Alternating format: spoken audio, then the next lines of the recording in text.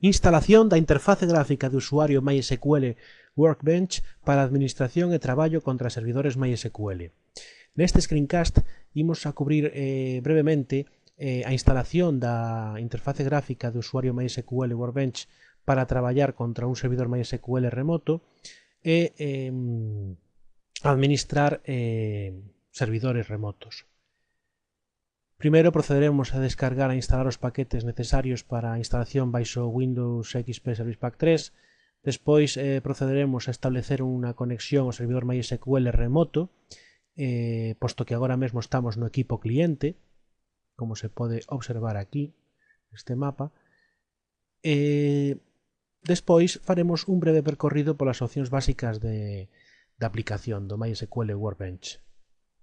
Ben, pois comezamos co primeiro punto, descarga e instalación, que precisaremos dous paquetes. Primeiro imos descargar o .NET Framework.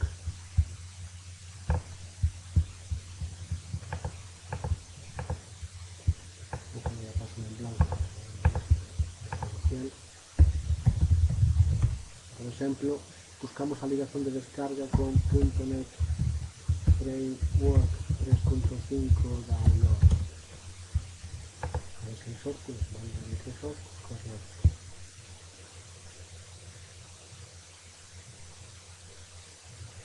Facemos clic sobre a ligación e agora imos descargar, non imos descargar este instalador, sino que buscamos máis abaixo e facemos unha descarga do paquete completo, aquí, full redistributable path. Facemos clic, guardar, creamos, por exemplo, en C un directorio software e aí o guardamos. É un paquete de 197 megas, por lo tanto vai tardar un pouquinho. Tamén, agora, imos a poner a descargar, abrimos outra unidade de explorador e descargamos o Workbench. Escribimos en buscar Workbench download.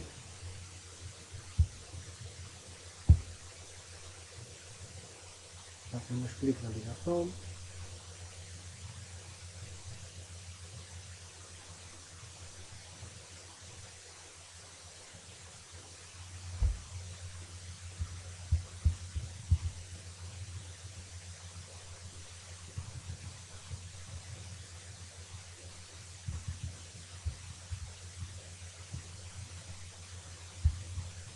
Plataforma, pues Windows 32 bits en este caso.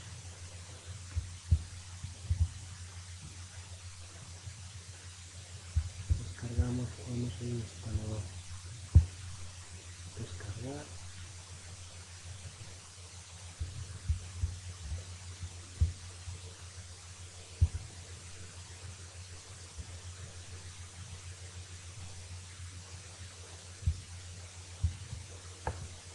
Agora seleccionamos un número de un espejo. Buscar.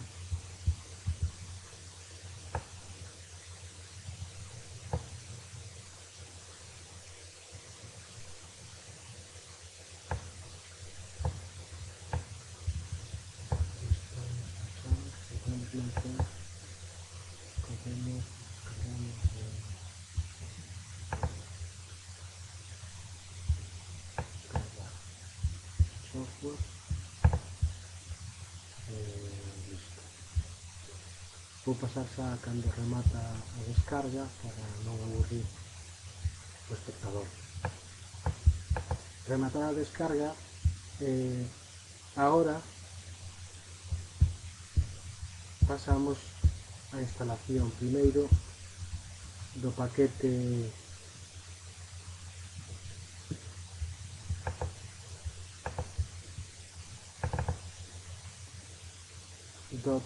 .NET Framework.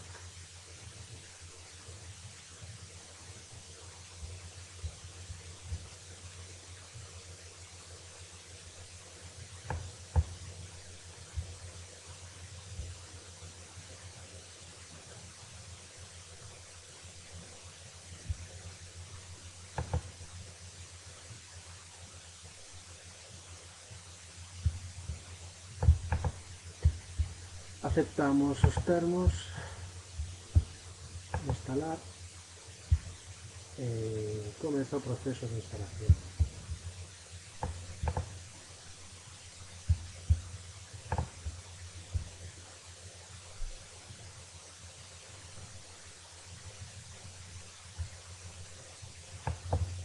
Como podemos observar, leva bastante tempo a instalación. Ben, se rematou a instalación e agora pasamos a instalar o MySQL Workbench.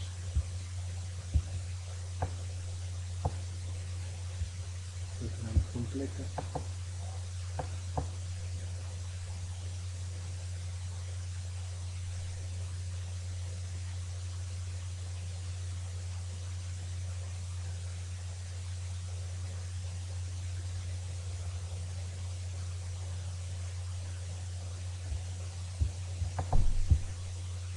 Marco a casinha de iniciar o Workbench agora. Vou crear aquí unha ligazón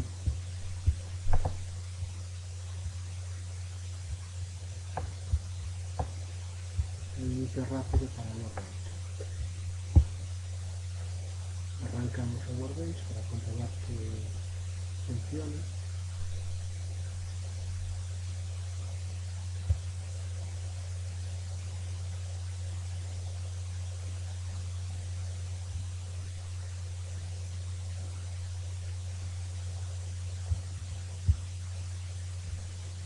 Ben, con isto remataríamos o primeiro punto.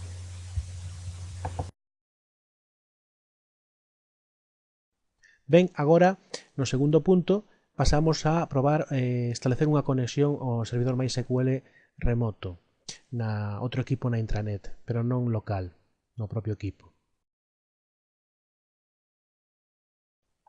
Para establecer a conexión ao servidor MySQL, probamos no Workbench a crear unha nova conexión, New Connection.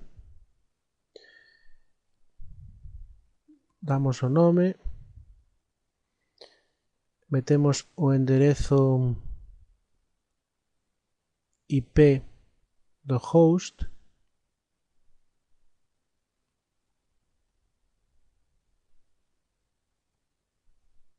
podemos observar que no mapa de topoloxía 421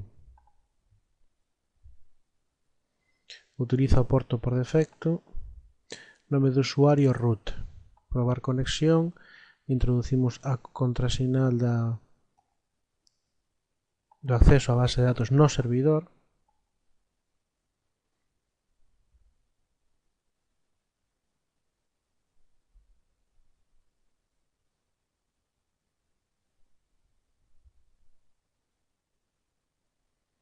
e agora, tras premer o botón de comprobar conexión, esperamos a ver se establece a conexión. Temos un problema, non permite conectarse ao servidor MySQL. Ben, vamos a diagnosticar cal pode ser a causa. Primeiro comprobamos se a conexión TCP/IP funciona correctamente utilizando un ping ao servidor. Ben, parece que este primer paso falla, por lo tanto tenemos que comprobar que o que pasa no servidor. Comprobamos de novo.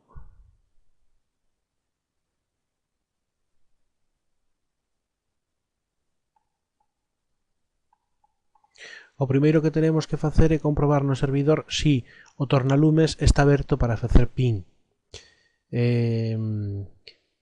Vou a pasar a comprobar eso, pero non vai aparecer no screencast. Ben, he comprobado, non está aberto para el ping, agora xa funciona, por lo tanto temos a posibilidade de conexión IP TCP/IP correcta. O segundo paso, entonces ahora intentamos de novo comprobar a conexión.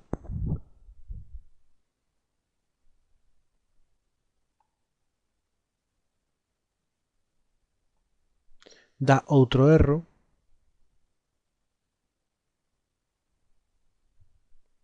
Neste caso, o erro que aparece ao comprobar a conexión é un erro que nos dá o servidor. Non pode obter o nome de host para o teu enderezo, for your address. Isto a que é debido? Pois é debido ao seguinte. Se probamos a conectarnos mediante liña de comandos,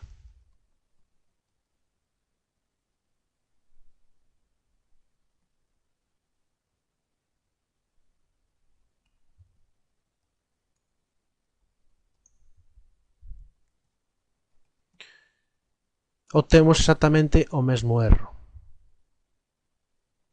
Ben, isto é debido ao seguinte. Cando intentamos conectarnos ao servidor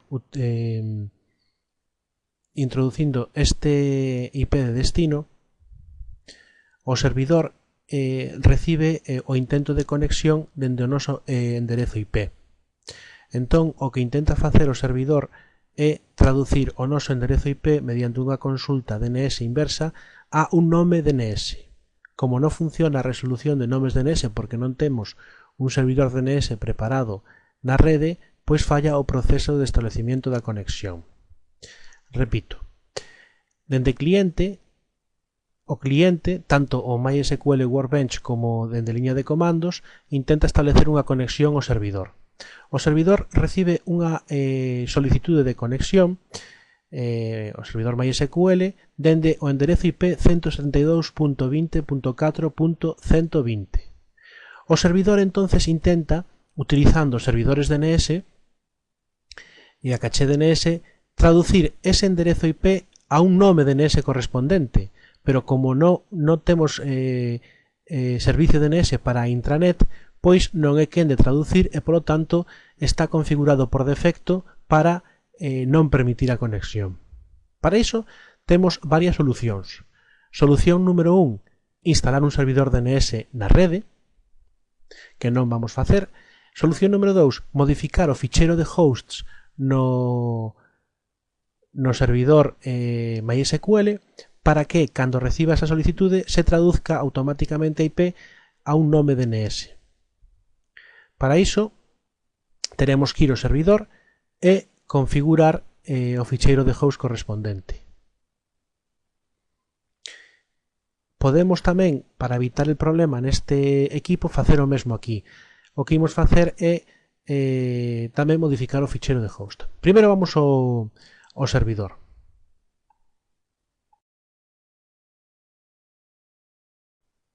Xa no servidor temos que modificar o ficheiro de hosts. Para iso, por exemplo, abrimos o explorador de Windows, metemos o enderezo onde se atopa ese ficheiro,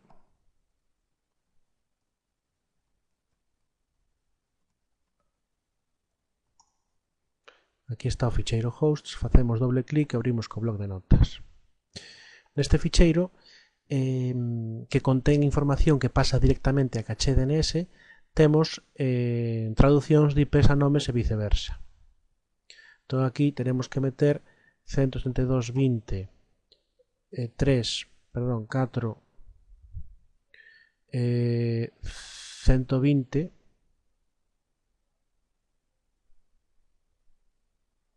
pois sería cliente1.empresa.com. Guardar. Abrimos unha liña de comandos e facemos ping 172.20 para comprobar a resolución inversa. Ponemos ping-a 172.20 4 120 e aparece aquí que traducido o nome DNS. Tamén podemos facer ipconfig display DNS para amosar a caché DNS e observamos que aparece un rexistro cliente.empresa.com co enderezo IP correspondente e tamén un rexistro inverso que permite traducir dun enderezo IP a un nome DNS. Isto o fai automáticamente o sistema operativo tan pronto metemos aquí esta información e guardamos. Tan pronto lle damos a guardar, modificamos o ficheiro host, o sistema mete en caché DNS esa información, por lo tanto xa estaría disponible. Así que no servidor teríamos xa resolto a cuestión.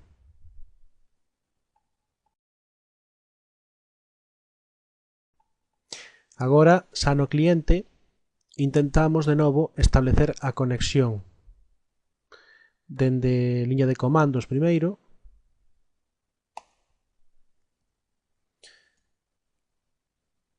Ben, agora temos un erro distinto. O host cliente1.empresa.com non se lle permite conectarse ao servidor MySQL. Por lo tanto, agora xa hai un problema de permisos no servidor. Tenemos que ir ao servidor e permitir a conexión a root dende ese host ou desde calquera host. Ben, pois agora volvemos outra vez ao servidor para modificar estos permisos.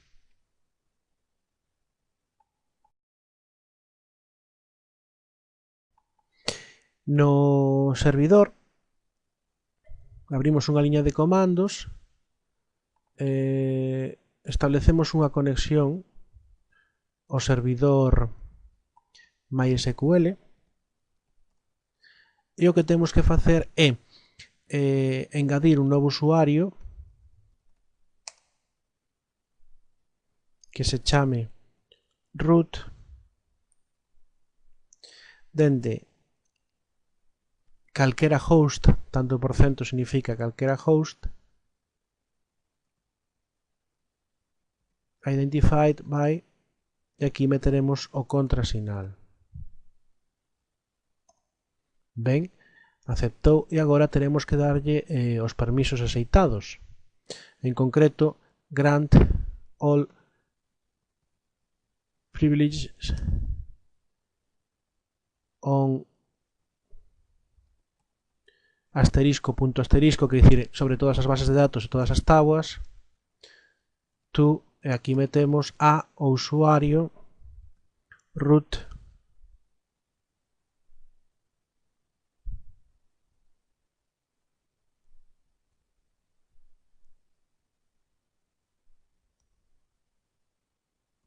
with grant option.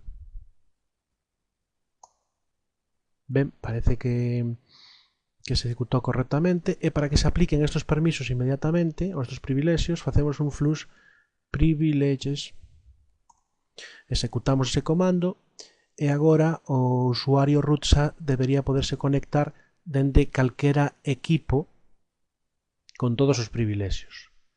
Quizás esto sea unha opción de configuración un pouco a lo bestia, por decirlo así, porque permite conectarse a root tamén incluso desde calquera equipo de internet. Por lo tanto, quizás non fora unha boa idea, pero para propósito desta práctica, pois nos vale. Agora o que facemos é volver ao cliente.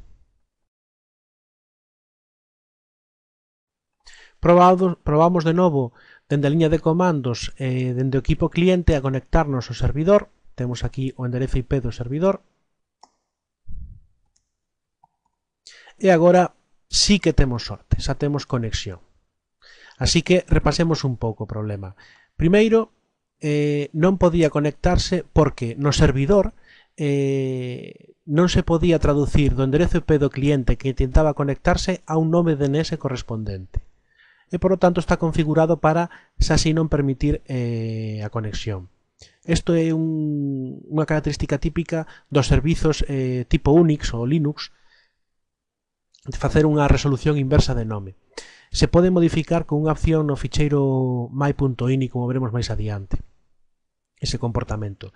Unha vez correxido no servidor o problema da resolución de nomes, pasamos a que tiñamos un problema de que non había permisos para conectarnos desde calquera outro equipo, só había permisos para conexión local, como root. Por lo tanto, tivemos que volver ao servidor e darlle permisos a root para conectarse desde calquera host. E despois xa podimos conectarnos. Ben, así que dende a liña de comandos é posible conectarse. Agora pechamos a liña de comandos, voltamos a conexión a Workbench, onde estábamos configurando a conexión ao servidor 1, e probamos de novo a comprobar a conexión. Agora temos que funciona correctamente. Perfecto. Entón,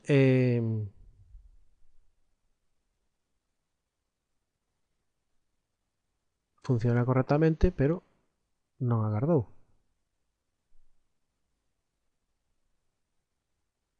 Open connection to start querying. Vamos a abrir a conexión utilizando servidor 1. Aquí temos que mirar na conexión almacenada, servidor 1, e agora xa OK. Perfecto, agora estamos traballando contra o servidor, non contra un servidor local nesta máquina, sino contra un servidor na rede. Imos lanzar unha consulta para ver como estamos autenticados. Select user. Executamos a consulta e obtemos que nos retorna root o sea, en el cliente 1.empresa.com.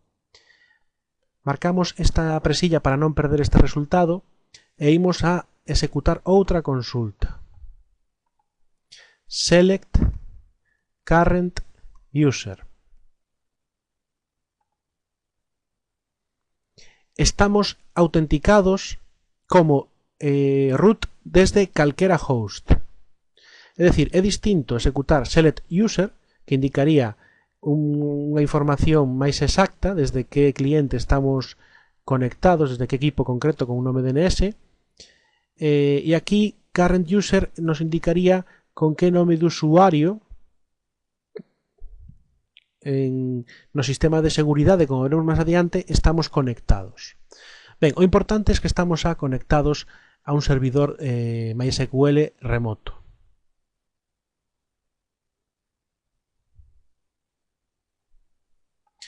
Así que xa temos o punto 2 rematado. Por último, vamos a facer un breve percorrido polas opcións básicas da aplicación. Ao longo do curso iremos explorando máis e máis opcións desta aplicación. Toca agora facer un percorrido polas opcións básicas da aplicación. Ben, aquí no panel da esquerda pois aparecen as bases de datos disponibles nos sistemas Store. Aquí aparecería a posibilidade de ir introducindo consultas SQL para crear novas táboas ou para facer consultas de información. O que imos facer agora é probar a insertar novas bases de datos collendo pois un script de probas. Vou cargar en ficheiro, abrir script SQL, un script que hai no escritorio municipios e vivendas.utf8. Non aparece a extensión .sql porque non está así configurado nas opcións de ficheiros de Windows.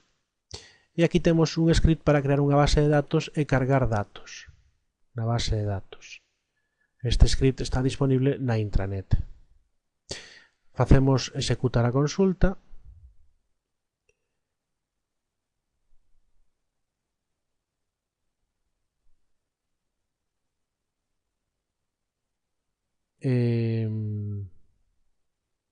Refrescamos e aquí aparece a nova base de datos creada con as táboas. Podemos expandir para ver para cada táboa os campos.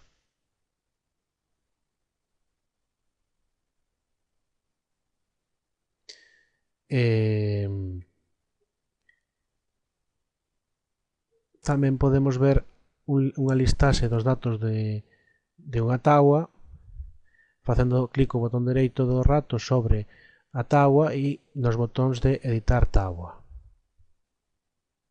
que aparecen a información da táboa municipios. Podemos facer o mesmo en persoas. Aí aparece a información das persoas que hai na base de datos, etc. Tamén podemos modificar as propiedades da base de datos facendo clic co botón dereito sobre a base de datos, alterar esquema da base de datos.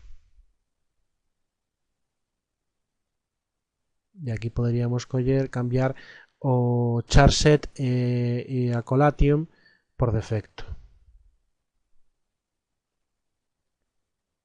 Tamén podemos modificar a estrutura dunha tabla con alterar táboa. Neste caso, podemos modificar o charset e a Collation por defecto escollendo neste menú.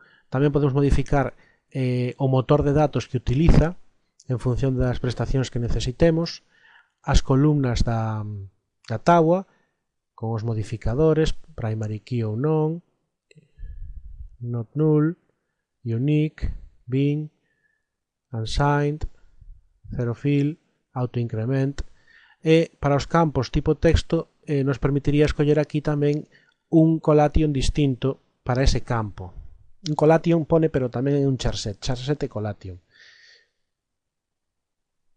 Máis adelante veamos o que son os índices, pero bueno, aquí se pode manipular ou configurar todo o necesario para configurar esa tabla ou cambiar a táboa.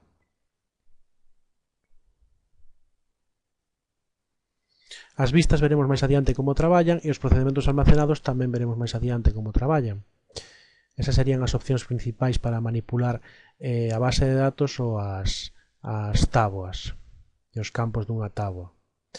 Aquí podemos ir creando novas pestañas de scripts de SQL. Podemos eliminar pestañas ou gravar os scripts, se nos interesa. Prememos en guardar e nos pregunta onde guardar e listo. Temos aquí outra prestación interesante en database, ingeniería inversa. Buscamos unha conexión, servidor 1.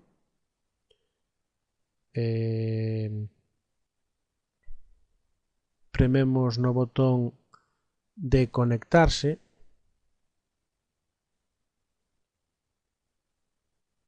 Aquí non sei moi ben, damos a seguinte e imos a facer ingeniería inversa de municipios e vivendas, seguinte, seguinte, seguinte, seguinte, terminar ou rematar.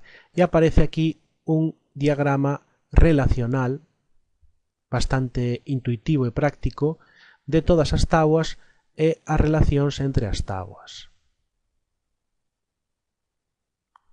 Vou intentar ponerlo de xeito que se vea mellor o resultado.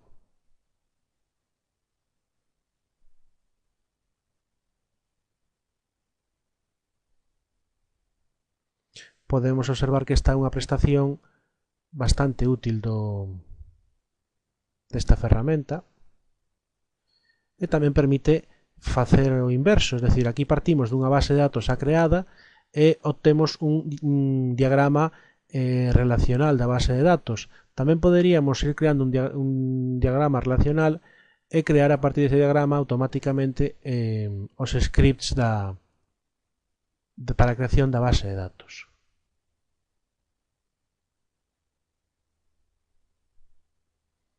Ben, e iso sería o máis importante, as opcións máis interesantes do Workbench, aunque hai moito máis que ver. Pechamos, non vamos a agardar os cambios, tampouco agardamos eso, e remataríamos así o punto 3. Eso é todo. Moitas grazas pola túa atención.